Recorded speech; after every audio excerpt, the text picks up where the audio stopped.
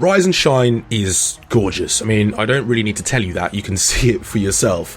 The deliciously vivid cartoon stylings of this think and gun side-scroller are clearly evident. It's magnificent to behold, and it reminds me of the UbiArt titles that have come out in recent years, all of them jaw-droppingly pretty, regardless of how well they actually play, and we'll come on to that in a bit.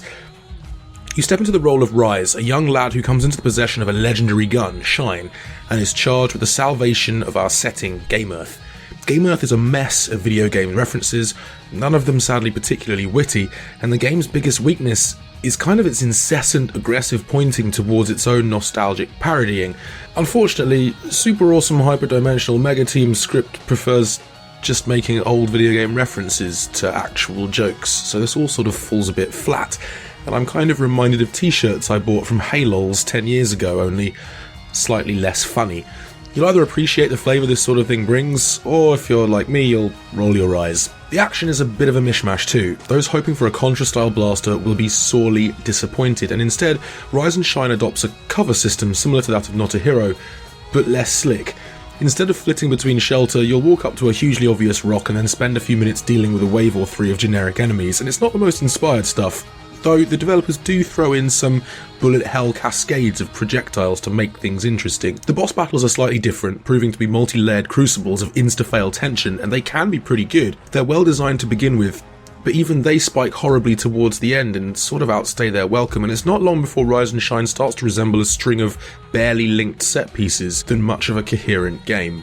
To be clear, Rise and Shine didn't lose me because it's a difficult game. Bullet hell titles and twitchy shoot-em-ups have a tendency to be utterly ruthless when it comes to margins of error, but those games often do a better job of entertaining you while you learn and adapt and improve. One, there's not enough time for that here, and two, I just didn't find the game to be particularly fun. For a game that features quite a lot of shooting, it's surprising how bad the shooting actually feels in this game. There's little flow to the proceedings, and that's because super awesome hyperdimensional Mega Team are less interested in challenging you than they are in trolling you with cheap deaths. Instead of getting inside a control system and using it to breathlessly improvise your way out of sticky situations, Rise and Shine will throw surprise explosions, hidden mines, and all sorts of poorly telegraphed bombardment at you. Rise tends to die with a single hit, the checkpointing is inconsistent, and the actual handling feels really inaccurate and vague. The puzzle elements do bring some respite from the patchy combat. You'll unlock little upgrades and bullet variants for Shine as you progress through the game, and these play into little sections where the pacing shifts gears and you have to navigate massive bullets through mazes of projectiles and moving barriers. Again though, repetition is what awaits, usually from a last second projectile that nerfs your bullet, forcing you to do the whole thing over again. And this is the problem, Rise and Shine is frustrating without ever really being particularly rewarding.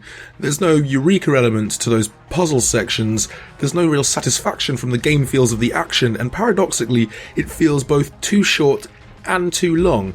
It'll take you a couple of hours to get through the game, but a lot of that will be spent doing the same thing over and over again. It does look gorgeous though. I mean, it's so dazzling to look at, and I desperately want it to play as well as it appears, because this is the sort of game that grabs you by the retinas and doesn't let go.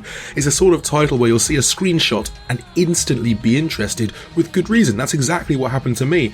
And the developers can certainly go on to greatness if they refine some of the elements to this game. There are some good ideas here, they're just part of an experience that isn't particularly fun to actually play. So if inaccurate gunplay and sadistic repetition are your cup of tea, then Rise and Shine might hold some value for you. It is a beautiful game, I just wish it played as well as it looks.